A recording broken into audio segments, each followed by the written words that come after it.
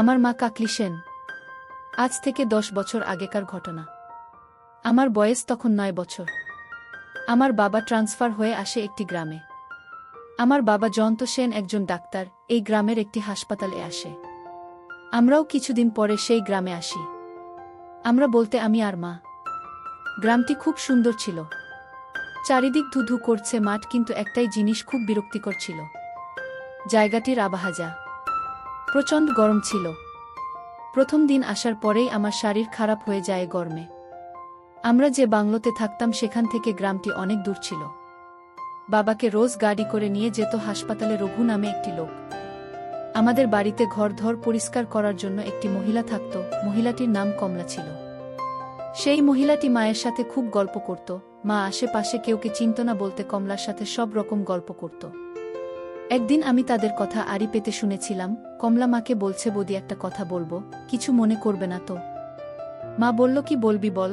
কমলা, শুনেছি শহুরের মেয়েদের অনেক ছেলে বন্ধু হয়, তা তোমার কোনো বিয়ের আগে ছেলে বন্ধু ছিল নাকি? মা, আমার বাবাকে তো চিনতিস না, আমাকে মেরেই ফেলত। কমলা বলল, সত্যি কথা বলো না, তোমার মতো এত সুন্দরীর কেউ ছিল না। মা, মিথ্যে কেন বলতে যাব তোকে? কমলা, তুমি বলছো তোমার জীবনে দাদা ছাড়া কেউ ছিল না? মায়েতে অবাক হওয়ার কি হলো? কমলা, না এমনি।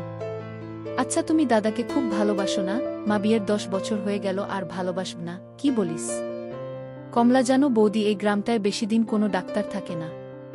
মা, কেন? কমলা, এখানে এই হাসপাতালগুলোতে খুব ওষুধের চড়া কারবারি চলে, এখানকার রাজনৈতিক দলের কিছু লোক যুক্ত থাকে। মা, তোমার দাদা আমাকে এইসব কথা তো জানায়নি। কমলা, সে কি বৌদি? আপনি জানেন না এর মধ্যেই ডাক্তার বাবুর সাথে কিছু লোকের ঝামেলা হয়েছে হাসপাতালে, তারা ডাক্তার বাবুকে শাসিয়েছে। মা চুপ করে শুনছিল। এরপর আমার মনে আছে সেদিন রাতে বাবা মায়ের মধ্যে এইসব নিয়ে ঝগড়া হয়ে গেল। 2-3 দিন পর আমাদের বাড়িতে একজন মধ্যবয়স্ক লোক এলো।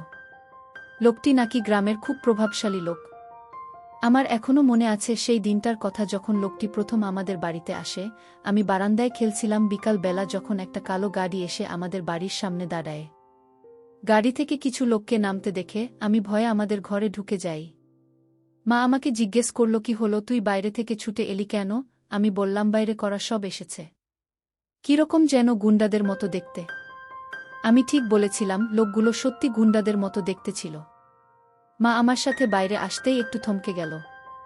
মা, আপনারা? একজন নমস্কার করে বলে উঠল, নমস্কার বৌদি। আপনি কি ডাক্তার বাবুর স্ত্রী? মাহা, উনি তো এখনো হাসপাতাল থেকে আসেননি। আবার লোকটি বলে উঠল, আমি ডাক্তার বাবুর সাথে কথা বলতে এসেছিলাম। আপনি যদি কিছু মনে না করেন, আমরা কি ডাক্তার বাবুর জন্য বাইরে অপেক্ষা করতে পারি? আমার এক খুব বিশেষ বিষয় নিয়ে ডাক্তার বাবুর সাথে কথা বলার ছিল। মা, উনি কখন আসবেন? এতক্ষণ এখানে আপনারা অপেক্ষা করবেন? লোকটি বলল, না, আমাদের কোনো অসুবিধা নেই। মা আমাকে নিয়ে ঘরের ভেতর গেল। ঘরে গিয়ে সে হাসপাতালে ফোন করে বাবাকে লোকগুলোর ব্যাপারে বলতে লাগল। বাবার সাথে কথা বলে মা জানলা দিয়ে উকি মেরে লোকগুলোকে দেখতে লাগল। তারপর কি যেন একটা ভেবে আবার বাইরে গিয়ে বলল, আমি খুব দুঃখিত যে আপনাদেরকে ভেতরে ডাকতে পারছি না। আমার ঘরের ভেতরটা অগোছালো হয়ে আছে। আবার সেই লোকটাই উত্তর দিল, না না, আপনি এইসব নিয়ে চিন্তা করবেন না, আমরা বাইরে বেশ ভালো আছি। দেখে মনে হচ্ছিল এই লোকটাই কথা বলতে পারে। বাকি লোকগুলো অদ্ভুত চোখে যেন মার দিকে তাকিয়ে আছে। দেখে মনে হচ্ছিল তাদের কাছে আমার যেন দুর্লভ কোনো বস্তু। মা ভেতরে চলে এলো। কিছুক্ষণ পরে বাবা গাড়ি করে ফিরল। বাইরে থেকে শুনতে পেলাম বাবা বলছে, আরে রাজা সাহেব, আপনি এখানে বাইরে দাঁড়িয়ে আছেন? লোকটি ঠাট্টা করে বলল, আরে আপনার স্ত্রী তো আমাদের ভয় ঘরে ঢুকতে দিল না। বাবা, আপনি আসুন। আমারই দোষ, আমার ওকে জিজ্ঞেস করা উচিত ছিল কে এসছে। এরপর বাবা লোকটিকে কে নিয়ে ঘরে ঢুকল। মাকে লোকটির সাথে ভালোভাবে আলাপ করল। আমাকেও লোকটির সামনে নিয়ে গিয়ে নিজের ছেলে হিসাবে পরিচয় দিল। লোকটিকে এবার আমি ভালোভাবে দেখলাম। লোকটি আপনার ছেলে, সবাই খুব সুন্দর দেখতে, আপনার ভাগ্য দেখে খুব হিংসে হচ্ছে। বাবা, তো আপনি আশা করি আমার সাথে হাসপাতালের এই সব বেকানুনি জিনিসপত্র ব্যাপার নিয়ে কথা বলতে আসেননি বজ্জে? রাজা সাহেব, কি আর বলবো ডাক্তার বাবু, আমার হয়েছে ঝামেলা, সামনে ভোট আসছে। আর এদিকে এই গুন্ডাদের উপদ্রবে আগামী 6 মাসে 2 জন ডাক্তার পালিয়েছে। বাবা, আপনারই তো দলের লোক। রাজা সাহেব মায়ের দিকে তাকিয়ে বলল, আপনার স্বামীকে আমি আর বোঝাতে পারলাম না। বাবা মাকে বলল, কাকলি, আমার আর রাজা সাহেবের জন্য একটু চা বানিয়ে দাও। মা অনিচ্ছা সত্ত্বেও তাকে রান্নাঘরে যেতে হলো। বাবা, এবার রাজা সাহেব, আপনার এর মধ্যে কোনো রকম জড়িত না থাকলেও আমার পক্ষে সম্ভব হচ্ছে না। বাবা আর রাজা সাহেব অনেকক্ষণ ধরে নিজেদের মধ্যে কথা বলে চলছিল, আমি আর তাদের কথা কান দিছিলাম না। কিছুক্ষণের মধ্যে মা চা নিয়ে ঘরে ঢুকল। মায়ের হাতের চা খেয়ে রাজা সাহেব খুব পছন্দ করল। শেষে চলে যাবার সময় বলল, বৌদি, পরের বার কিন্তু এলে আর কিন্তু ঘর অগোছালো থাকার অজুহাত দেবেন না। মা মুচকি হেসে বলল, এবার অন্য কোনো অজুহাত দেব? আসতে আমাদের বাড়িতে রাজা সাহেবের আসা যাও বা বাড়তে লাগল। একদিন রাতে শোবার সময়ে মা চুল আঁচড়াতে আঁচড়াতে বলল, শুনলাম তুমি নাকি হেড অফিসে কয়েকজনের নামে নালিশ করেছ, তুমি জানো ওরা কারা? বাবা আর চোখে মায়ের দিকে তাকিয়ে বলল, তুমি জানলে কোথায় থেকে?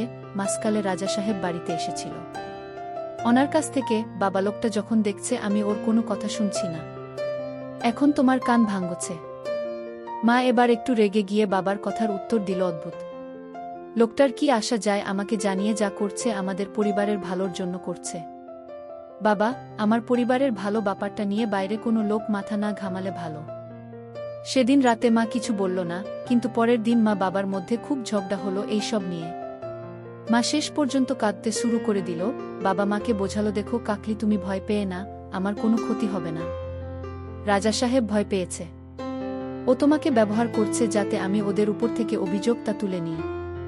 এরপর নিজেদের মধ্যে কিছুটা মিটমাট হওয়ার পর বাবা হাসপাতালে চলে গেল। সেই রাতে যা অনিবার্য ছিল তাই হলো। রাতে মা খুব চিন্তায় ছিল, বাবার আসতে বাকি দিনের তুলনায় অনেক দেরি হচ্ছিল। এমন সময় আমাদের বাড়ির সামনে রাজা সাহেবের গাড়ি এসে দাঁড়াল। গাড়ি থেকে রাজা সাহেব নামতেই মা বুঝতে পারল কিছু একটা অঘটন ঘটেছে। মা বলল, রাজা সাহেব আপনি? রাজা সাহেব, কাকলি, একটা খারাপ খবর আছে। মা রাজা সাহেবের কাছে ছুটে এলো, কি হয়েছে জায়ান্তার? মায়ের সারা শরীর কাঁপছে। রাজা সাহেব, তোমাকে কতবার বুঝিয়েছি, ওকে বোঝাও। মা, কাঁদো কাঁদো অবস্থায় কি হয়েছে তাড়াতাড়ি বলুন। কিছু গুন্ডারা তোমার স্বামীর উপর হামলা করেছে, এখন ওকে হাসপাতালে ভর্তি করানো হয়েছে। মা প্রায় পড়ে যাচ্ছিল, কিন্তু রাজা সাহেব মাকে ধরল দুহাত দিয়ে। কাকলি, চলো এখুনি তোমাকে হাসপাতালে নিয়ে যাই। আমরা রাজা সাহেবের গাড়িতে উঠলাম। সারা রাস্তায় মায়ের পিঠে হাত বোলাতে বোলাতে মাকে সান্ত্বনা দিছিল রাজা সাহেব।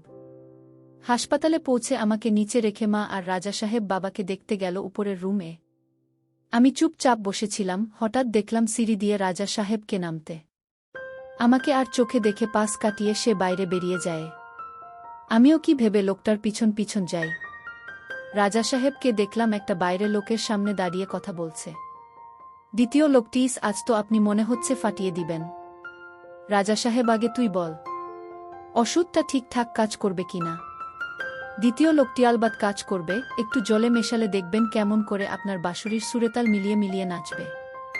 রাজা সাহেব, পুরোটা দিলে কি হবে? সারা রাত টানতে পারবে? লোকটা মুচকি হাসল। এখন কি করছে? রাজা সাহেব বরের সামনে বসে আছে।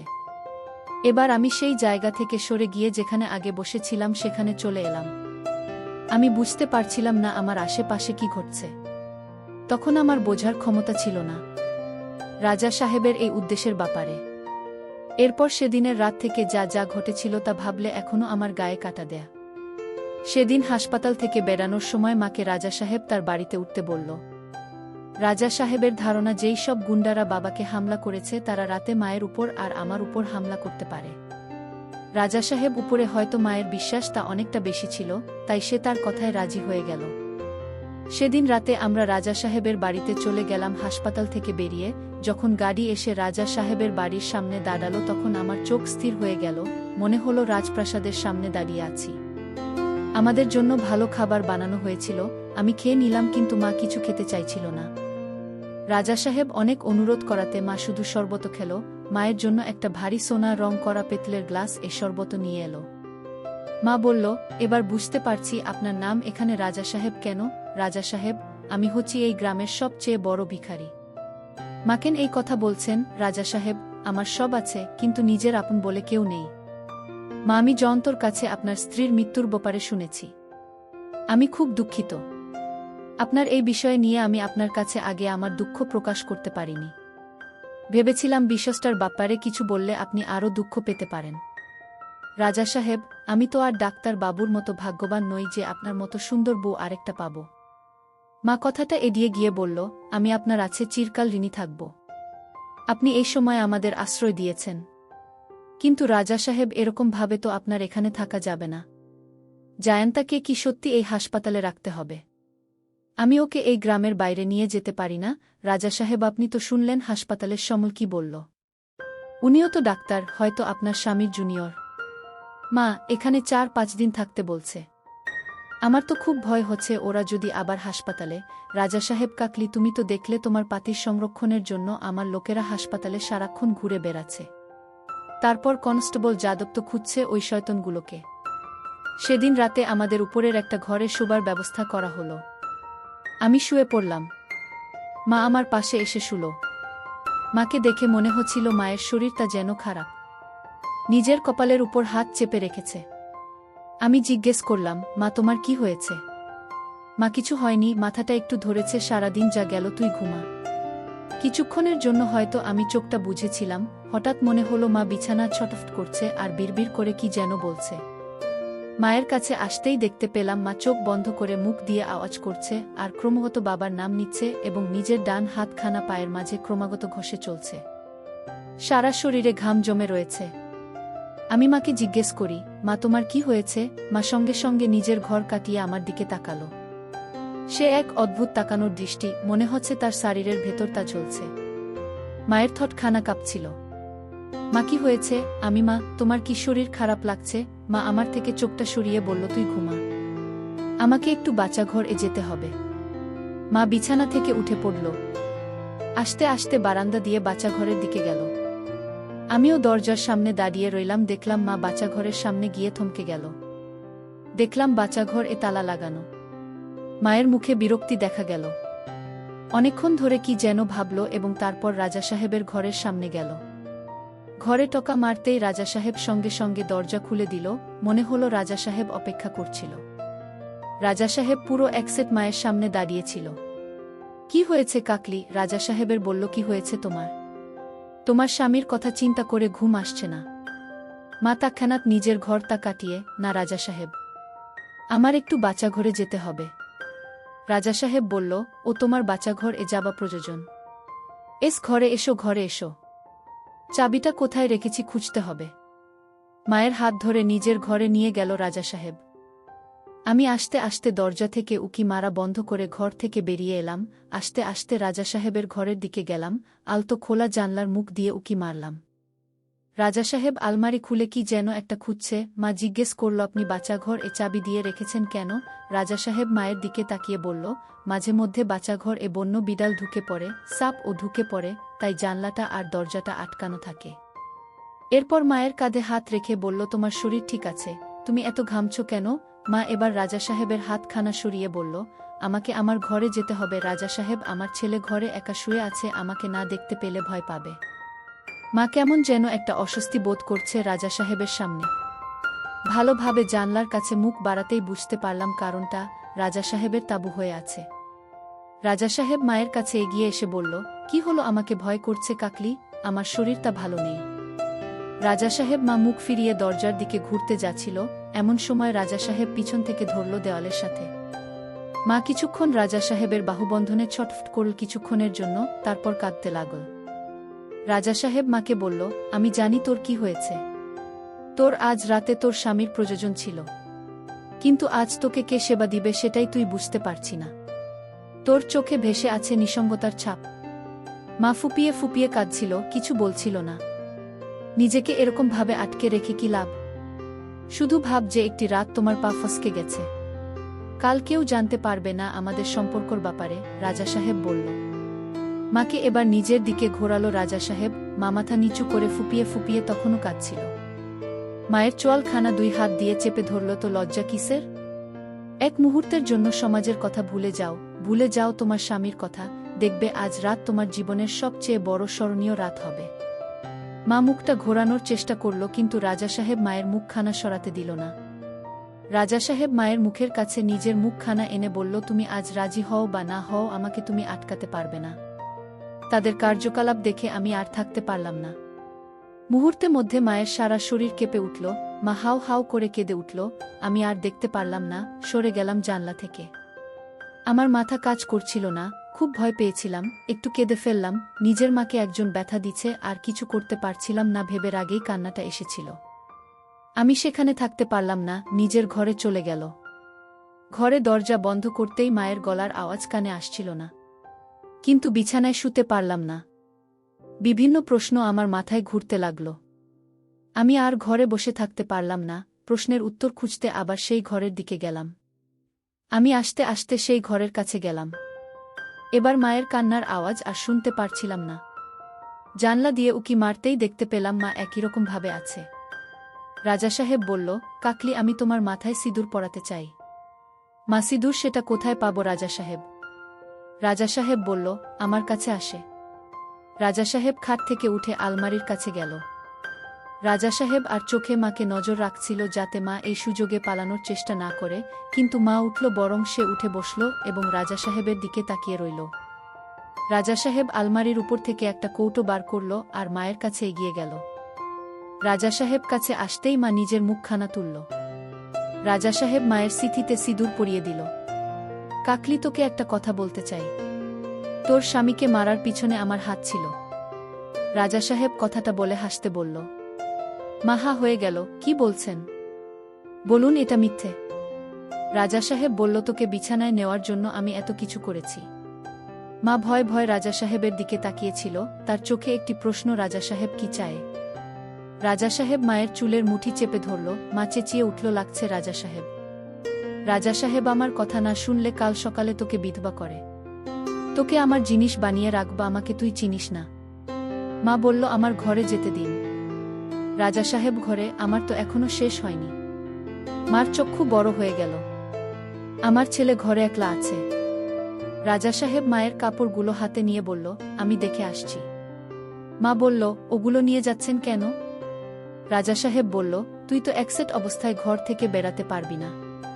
মা বলল, রাজা সাহেব, আপনি কি সত্যি আমার স্বামীকে গুন্ডা দিয়ে মেরেছেন? রাজা সাহেব বলল, আমার কোনো উপায় ছিল না, গুন্ডারা তোর স্বামীকে মেরেই ফেলত। আমি শুধু বুঝিয়েছি ডাক্তারকে মারতে, এবং আর আসল মজা হবে যখন ডাক্তারের বউকে বেইজ্জত হবে। বিশ্বাস করো, সব কটার জিভে জল গড়িয়ে পড়ছিল। মা ভয় ভয় বলল, তাহলে তুমি কি আমাকে ওদের হাতে সঁপে দেবে? রাজা সাহেব, যদি তোমাকে ওদের হাতেই সঁপে দিতাম তাহলে আজ রাতে তোমাকে বাড়ি থেকে হাসপাতালে নিয়ে যাবার জন্য আসতাম না। ওরা আজই তোমার বাড়িতে আসত। এতক্ষণে যাদব ধরে ফেলেছে সবটাকে। আসলে তোমার মতো সুন্দরীকে 10 জনের সাথে শেয়ার করা যায় না, বলে সে দরজার কাছে এলো। আমি দৌড়ে আমার ঘরে চলে গেলাম। আমি খাটে শুয়ে ঘুমানোর ভান করলাম। রাজা সাহেব কিছুক্ষণ পর ঘরে ঢুকল। মায়ের শাড়ি আর বাকি জিনিসগুলো দূরে একটা ঘরের কোণে রাখল আর আমার কাছে এগিয়ে এলো। রাজা সাহেব আমার কাছে এসে উকি মারল এবং রাজা সাহেবের সামনে আমি শুয়ে থাকার নাটক করলাম। রাজা সাহেব ঘর থেকে বেরিয়ে গেল এবং যাবার আগে আমার ঘরের দরজাটা বাইরে থেকে বন্ধ করে দিল।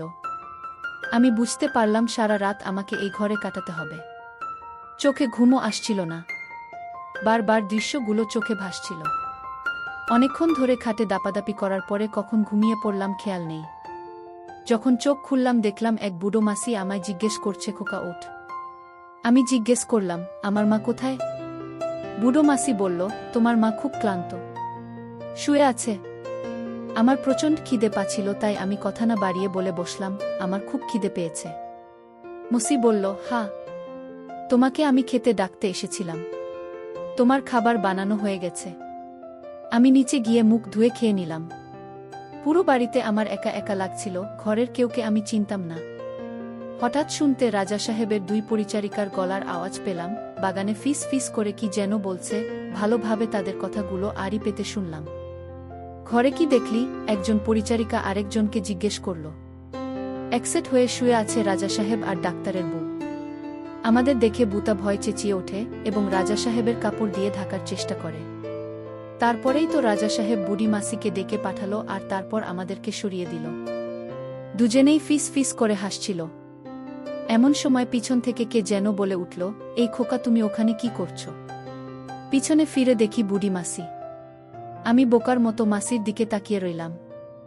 মাসি বলল, তোমাকে তোমার মা ডাকছে। আমি বললাম, মা কোথায়? বুড়ি বলল, উপরের ঘরে। যেখানে তুমি রাতে শুয়েছিলে। আমি দৌড়ে উপরের ঘরে গেলাম। বাইরে থেকে মা আর রাজা সাহেবের গলার আওয়াজ শুনতে পেলাম। মা কাঁদতে কাঁদতে রাজা সাহেবকে বলল, কাল রাতের ঘটনা কোনো ভালোবাসা ছিল না। আমাকে ভেষজ খাইয়ে আপনি আপনার ইচ্ছের বিরুদ্ধে কাজ করেছেন। আমি আমার স্বামীকে এই গ্রাম থেকে নিয়ে যেতে চাই। রাজা সাহেব, আমি তোমায় বাধা দেব না। আমার লোকেরা তোমাকে গাড়িতে তুলে দেবে। আমি ঘরের দরজার সামনে দাঁড়িয়েছিলাম, মা আমাকে দেখতে পেয়ে চুপ হয়ে গেল। নিজের চোখের জল মুছে ফেলে আমাকে বলল, আয় এখানে। আমরা এখুনি বাবার কাছে যাব। রাজা সাহেব ঘর থেকে বেরিয়ে যাচ্ছিল, কিন্তু মা রাজা সাহেবকে বেড়ানোর আগে একটা কথা শুনিয়ে দিল, আপনার কোনো সাহায্য আমাদের প্রয়োজন নেই। আমরা কিছুক্ষণ পর হাসপাতালের দিকে রওনা দিলাম। হাসপাতালে গিয়ে বাবাকে মা এখান থেকে নিয়ে যাবার কথা বলল। বাবা নিজেই বলল এখান থেকে যাওয়া সম্ভব নয়। মাকে বাবা বলল রাজা সাহেবের বাড়িতে থাকতে নিরাপত্তার জন্য, কিন্তু মা শুনল না এবং বলল যে সে আমাকে নিয়ে আমাদের বাংলোতে থাকবে। যখন আমরা সেখান থেকে ফিরছিলাম আমাদের দেখা যাদবের সাথে হলো। যাদব আমাদেরকে থানায় আসতে বলল। পুলিশ ভ্যানে যেতে যেতে যাদব জানালো যে কাল রাতে রাজা সাহেব তাদেরকে আমাদের চলে যাবার পর আমাদের বাংলোতে লুকিয়ে থাকতে বলেছিল। লোকগুলো যারা আমার বাবার উপর হামলা করেছিল তারা সত্যি আমাদের বাড়িতে হামলা করেছিল এবং পুলিশ কিছু জনকে গ্রেফতার করেছে, যদিও 2-3 জনকে তারা ধরতে পারেনি। যাদব বলল যে তার মায়ের বিবৃতি দরকার যে এই লোকগুলোর আমাদেরকে মারার চেষ্টা করেছে যাতে সে লোকগুলোর নামে কেস ঠুকতে পারে। সেদিন থানা থেকে বেরিয়ে মা ইন্সপেক্টরকে অনুরোধ করল যে আমাদেরকে তারা রাজা সাহেবের বাড়িতে পৌঁছে দেয়া। আমরা রাজা সাহেবের বাড়িতে পৌঁছতে বুড়ি মাসি বলল, তুমি ফিরে এলে ডাক্তারের বউ। আমি জানতাম তুমি ফিরে আসবে। মা কোনো কথা উত্তর দিল না। আমরা যে ঘরে ছিলাম সেই ঘরের দরজা খুলে দিল। মা আমাকে বলল, তুই একটু একা থাক, আমি একটু বাইরে থেকে আসছি। মাকে দেখলাম বারান্দায়। বুড়ি মাসিকে জিজ্ঞেস করল, রাজা সাহেব কোথায়? বুড়ি হাসতে হাসতে বলল, তুমি চলে যাবার দুঃখে বাইরে পুকুরটায় স্নান করতে গেছে। মা বলল, বাইরের পুকুর? আমার ওনার সাথে একটু কথা বলার ছিল। বুড়ি মাসি বলল, চল বউ, তোমাকে রাজা সাহেবের কাছে নিয়ে যাই। তোমাকে দেখলে রাজা সাহেব দেখলে খুশি হবে। মাকে দেখলাম বুড়ি মাসির পিছন পিছন যেতে। আমি নিজেকে আটকাতে পারলাম না, তাদের পিছন পিছন যেতে লাগলাম। অবাক হয়ে গেলাম যখন দেখতে পারলাম যে পুকুরটির কথা বুড়ি মাসি বলছিল সেটা ঠিক রাজা সাহেবের বাড়ির বাগানের জঙ্গলের পিছনে। পুকুরের সামনে দেখতে পারলাম সকালে যে 2 জন পরিচারিকার কথা আমি তখন আড়ি পেতে শুনছিলাম, তারা রাজা সাহেবের সাথে পুকুরে স্নান করছে আর হাসাহাসি করছে। রাজা সাহেবে স্নান করা দেখে মা লজ্জা পেয়ে গেল এবং চোখ নামিয়ে ফেল। বুড়ি মাসি ঠোঁটটা বেঁকিয়ে বলল, ওরে লাজুক মেয়ে, যা, লজ্জা না পেয়ে রাজা সাহেবের কাছে যা। একসাথে স্নান কর আর দুটোকে বল উপরে আসতে। ঘরে অনেক কাজ আছে। বুড়ি মাসি মাকে ধাক্কা দিয়ে বলল, যা, এত ভাবছিস কি? আমি চললাম, আমার অনেক কাজ আছে। মা কিছুক্ষণ দাঁড়িয়ে থেকে জঙ্গলের গাছের ফাঁক দিয়ে রাজা সাহেব আর 2 পরিচারিকার স্নান করা আর রাজা সাহেবকে স্নান করানোর দৃশ্য দেখছিল। তারপর মা পুকুর ধারে এসে দাঁড়াল। রাজা সাহেব মাকে এবার দেখতে পারল। রাজা সাহেব মাকে দেখে একটু ব্যাকাভাবে হেসে বলল, কি হলো কাকলি? আমি ভাবলাম তুমি এতক্ষণে গ্রাম ছেড়ে চলে গেছ। মা বলল, আপনি জানতেন আমি গ্রাম ছেড়ে এখন যেতে পারবো না। রাজা সাহেব বলল, এখানে এসছো কেন? মা নিজের চুলের খোপা বানাতে বানাতে বলল, আর অন্য কোনো জায়গায় নিজের ছেলেকে নিয়ে একা থাকার সাহস হলো না। রাজা সাহেব, আমি কোনো মহাপুরুষ নই। তোমার মতো মহিলাকে যখন খুশি স্বীকার করতে পারি। মা, আমার তো আর কিছু নেই আপনার কাছে হারানোর জন্য। মা পুকুরের জলে নামতে লাগল। রাজা সাহেব বাকি 2 জনকে ইঙ্গিত করল পুকুর ছেড়ে উপরে যেতে। 2 পরিচারিকার চোখে মায়ের প্রতি একটু রাগ আর হিংসার আভাস বুঝতে পারলাম। 2 জনে সাঁতার কাটতে কাটতে মায়ের পাশ কাটিয়ে বেরিয়ে গেল। হঠাৎ দেখলাম রাজা সাহেব সাঁতার কাটতে কাটতে মায়ের কাছে এসে দাঁড়াল। তোমার এখনো একটা ছিদ্র আমি এখনো দখল করিনি, তুমি সব কিছু হারাওনি এখনো। মা এই কথাটি শুনে একটু ভয় পেয়ে পিছিয়ে গেল। রাজা সাহেব বলল, এত ভয় কিসের? ওটা আমি তোমার ইচ্ছের বিরুদ্ধে নেব না। রাজা সাহেব বলল, গতকালকের রাতে আমাকে তুমি স্বর্গে পৌঁছে দিয়েছিলে কাকলি। তোমার এই মিষ্টি গন্ধ আমাকে পাগল করে দিয়েছিল। মা এই কথাগুলো শুনে জোরে জোরে নিঃশ্বাস নিতে লাগল। রাজা সাহেব মায়ের মুখের কাছে নিজের মুখখানা নিয়ে এলো। ভেবে দেখো কাকলি, প্রত্যেক রাতে আমার মতো পশুর সাথে তোমাকে থাকতে হবে, বিশ্রাম হবে না তোমার। মা চোখ তুলে রাজা সাহেবকে বলল, আমি রাজি। কিন্তু একটু পর রাজা সাহেবের বিকৃতি অত্যাচার সহ্য করতে না পেরে মা বলল, আমি আর সহ্য করতে পারছি না। আমাকে তুলে দিন ওই লোকগুলোর হাতে। আমাকে ওরা একেবারে মেরে ফেলুক। রাজা সাহেব মুচকি হেসে বলল, তা কি করে হয় বল? আমি শুধু তোকে সুরক্ষা দিচ্ছি না, তোর ছেলে আর তোর স্বামীকে সুরক্ষা দিচ্ছি। মা উঠে পড়ল এবং পুকুরের জলে মুখ ধুতে লাগল। রাজা সাহেব পিছন থেকে ধরল।